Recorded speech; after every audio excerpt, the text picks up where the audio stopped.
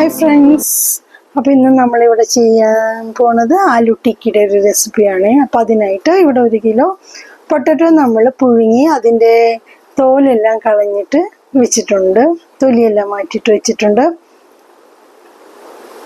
ഇനി അത് നമുക്കൊരു ഗ്രേറ്ററിൽ വെച്ചിട്ട് അതൊന്ന് ഗ്രേറ്റ് ചെയ്തെടുക്കാം. അത് അല്ലെങ്കിൽ നമ്മൾ എന്താ പറയുക, കൈ വെച്ചിട്ട് ഉടച്ചെടുത്താലും മതി. ഇപ്പോൾ ഗ്രേറ്ററിൽ ചെയ്യുവാണെങ്കിൽ നമുക്ക് തരിയും കട്ടയും ഇല്ലാണ്ടായിട്ട് നല്ല സ്മൂത്തായിട്ട് കിട്ടും. അപ്പോൾ അതിന് വേണ്ടിയിട്ടാണ് ഗ്രേറ്ററിൽ ചെയ്തെടുക്കുന്നത്. ഇനി അതിലേക്ക് നമുക്ക് ആവശ്യത്തിനുള്ള ഉപ്പ് ചേർത്ത് കൊടുക്കാം. ടേസ്റ്റിന് ആവശ്യമുള്ള ഉപ്പ് ചേർത്ത് കൊടുക്കാം. അതുപോലെ ഒരു 1/2 ടീസ്പൂണോളം കുരുമുളക് പൊടി ചേർത്ത് കൊടുക്കുന്നുണ്ട്. പിന്നെ അതിലേക്ക് നമുക്ക് ആവശ്യമുള്ളത് അരിപ്പൊടിയും കടലമാവുമാണ്. അപ്പോൾ ഒരു 8 ടീസ്പൂണോളം അരിപ്പൊടി ചേർത്ത് കൊടുക്കുന്നുണ്ട്. അതിൻ്റെ തന്നെ പകുതി നമ്മളുടെ കടലമാവ് കൂടുതൽ ചേർക്കണില്ല, അതിൻ്റെ അല്ലെങ്കിൽ ടേസ്റ്റ് മുമ്പേ നിൽക്കണോണ്ട് ഒരു 4 ടേബിൾ സ്പൂണോളം കടലമാവാണ് ചേർത്ത് കൊടുക്കുന്നത്. ഇനി അതിലേക്ക് നമ്മൾക്ക് 2 ടേബിൾ സ്പൂണോളം നമ്മളുടെ കുക്കിംഗ് ഓയിൽ, അതായത് നമ്മളുടെ സൺഫ്ലവർ ഓയിൽ ചേർത്ത് കൊടുക്കാം.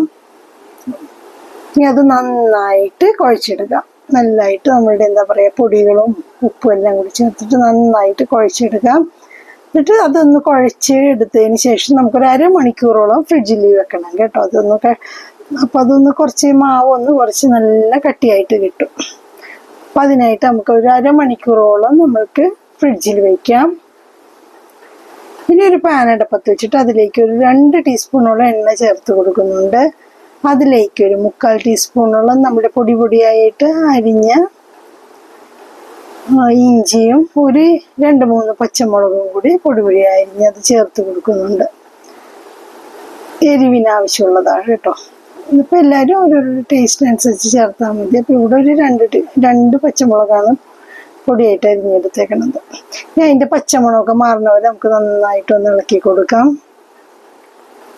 ഇനി അതിലേക്ക് നമ്മളുടെ പച്ചപ്പട്ടാണി എന്നൊരു പറയും ഗ്രീൻ പീസ് ചേർത്ത് കൊടുക്കുന്നുണ്ട്. ഫ്രോസൺ ആണെങ്കിൽ നമ്മൾക്ക് അത് അധികം വേവിക്കേണ്ടെന്ന് ആവശ്യമില്ല കേട്ടോ. അപ്പം ഇത് നമ്മളുടെ ഫ്രഷ് ആയിട്ടുള്ളതാണ്. അപ്പം അതൊന്ന് കുറച്ച് വേവിച്ചെടുക്കണം. ഇനി അതിലേക്ക് ആവശ്യത്തിനുള്ള ഉപ്പ് ചേർത്ത് കൊടുക്കുന്നുണ്ട്.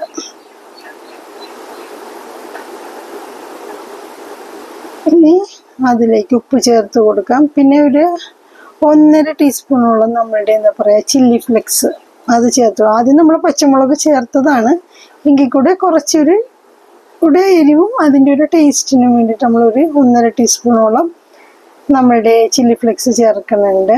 ഇനി ഒരു 1/4 കപ്പ് വെള്ളം ഒഴിച്ചിട്ട് നമുക്കത് നന്നായിട്ടൊന്ന് വേവിച്ചെടുക്കാം. നമ്മളുടെ പട്ടാണി വെന്തെടുക്കുക. നന്നായിട്ട് വേകണ വരെ, ഗ്രീൻ പീസ് വേകണ വരെ നന്നായിട്ടൊന്ന് മൂടിയിട്ടൊന്ന് വേവിച്ചെടുക്കാം. ഇവിടെ നമ്മളുടെ വട്ടണ നന്നായിട്ട് വെന്ത് വന്നിട്ടുണ്ട്.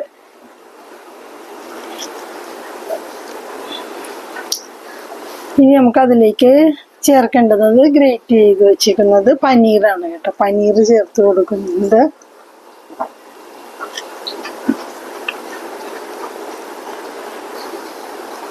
പനീറെല്ലാം അവരുടെ ടേസ്റ്റിനനുസരിച്ച് ചേർക്കാം കേട്ടോ.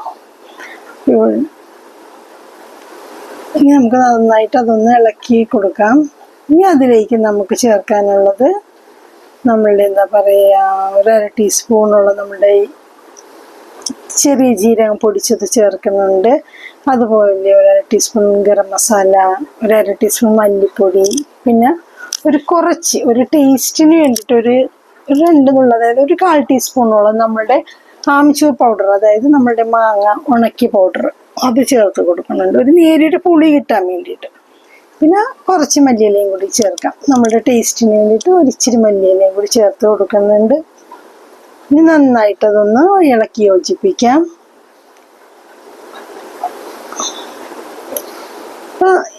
നമ്മളുടേത് എന്താ പറയുക, അതിൻ്റെ പച്ചമുളകൊക്കെ മാറിയിട്ട് നമ്മളതൊരു ബൗളിലേക്ക് മാറ്റണം. ഇനി നമുക്ക് ആ ഗ്രീൻ പീസ് ഒന്ന് ഉടച്ചെടുക്കാം ചെറുതായിട്ട്. ഇനി നമ്മൾ എടുത്തു വെച്ചിരിക്കുന്ന ആ മാവ്, ഫ്രിഡ്ജിൽ വെച്ചിരുന്ന ആ മാവ് എടുത്ത് വെച്ച് നമ്മൾ കൊഴുക്കട്ടയൊക്കെ ഉണ്ടാക്കൂലേ, അതേപോലെ ചെറിയൊരു ഉരുളയാക്കിയിട്ട് നമുക്കതിലേക്ക് നമ്മൾ കച്ചോരിയൊക്കെ ഉണ്ടാക്കുന്ന പോലെ കുറച്ച് ചെറിയ ഉരുളയാക്കി എടുത്തിട്ട് അതിലേക്ക് നമുക്ക് കുറച്ച് നമ്മുടെ ഫില്ലിങ് ഇട്ടിട്ട് നമ്മൾ കൊഴുക്കട്ടയൊക്കെ ചെയ്യണ പോലെ, കൊഴുക്കട്ടയും നമ്മൾ എന്താ പറയുക മോമോസൊക്കെ ചെയ്യണ പോലെ കുറച്ച് ഫില്ലിംഗ് ഒക്കെ വെച്ചിട്ട് അതൊന്ന് നമുക്ക് ഉരുട്ടിയെടുക്കാം.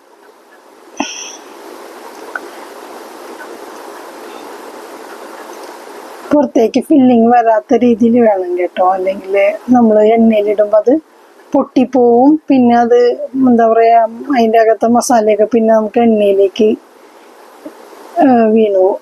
അപ്പോൾ ഇനി എടുത്തിട്ട് അത് ചെറുതായിട്ടൊന്ന് കയ്യിൽ വെച്ച് ഒന്ന് പ്രസ് ചെയ്ത് കൊടുക്കാം.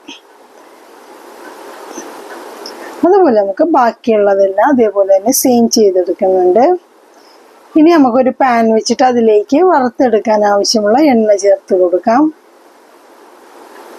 എണ്ണ ചൂടായി വരുമ്പോഴത്തേക്കും നമുക്ക് ഓരോ ടിക്കി നമ്മൾ ഉണ്ടാക്കി വെച്ചിരിക്കുന്ന ടിക്കി ഓരോന്നായിട്ട് ചേർത്ത് തിരിച്ചും മറിച്ചിട്ട് നമുക്കൊരു ബ്രൗൺ കളർ ആവണ വരെ നമുക്കത് തിരിച്ചും മറിച്ചിട്ട് ഒന്ന് എടുക്കാം.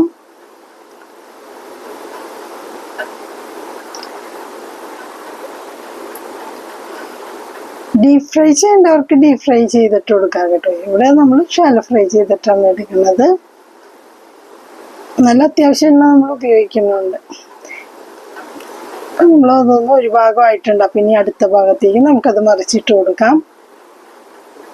ഇതുപോലെ തിരിച്ചും മറിച്ചിട്ട് നമുക്ക് രണ്ട് സൈഡും നല്ല ബ്രൗൺ കളറായി ഒന്ന് മൂത്ത് വരണ വരെ നമുക്ക് നന്നായിട്ട് തിരിച്ചും മറിച്ചിട്ട് മുരിച്ചെടുക്കാം. ഇപ്പം നമ്മളുടെ രണ്ട് സൈഡും ബ്രൗൺ കളറായി വന്നിട്ടുണ്ട്.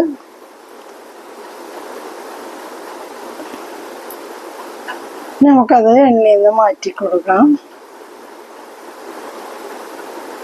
ഒരു ടിഷ്യൂ പേപ്പർ എന്തെങ്കിലും ഉണ്ടെങ്കിൽ നമ്മൾ അതിലേക്ക് മാറ്റുവാണെങ്കിൽ എണ്ണയെല്ലാം വലിച്ചെടുക്കും. എടുത്ത് നമ്മൾ മാറ്റി വെക്കുന്നുണ്ട്. അതുപോലെ നമ്മുടെ ബാക്കിയുള്ള എല്ലാ ടിക്കികളും നമുക്ക് അതേപോലെ എന്താ പറയുക ഫ്രൈ ചെയ്തെടുക്കുക. ആവശ്യത്തിന് ഉള്ളത് മതി കേട്ടോ. ബാക്കിയുള്ളത് നമുക്ക് നമ്മളുടെ എന്താ പറയുക ഫ്രീസറിൽ നമുക്കത് സ്റ്റോർ ചെയ്ത് വെക്കാവുന്നതുമാണ്, കേടാവില്ല.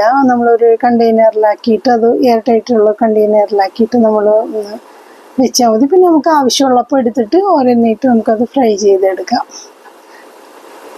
ഇപ്പം നമ്മളിവിടെ എല്ലാം നമ്മളുടെ ടിക്കികളൊക്കെ ഫ്രൈ ചെയ്തെടുക്കുന്നുണ്ട്. ഇപ്പം എല്ലാവർക്കും ഇന്നത്തെ റെസിപ്പി ഇഷ്ടമായിട്ടുണ്ടാവുമെന്ന് വിചാരിക്കുന്നു. ഇഷ്ടപ്പെട്ടെങ്കിൽ ലൈക്ക് ചെയ്യണം, ഷെയർ ചെയ്യണം, കമൻറ്റ് ചെയ്യണം, പിന്നെ സബ്സ്ക്രൈബ് ചെയ്യണം. Okay, thank you.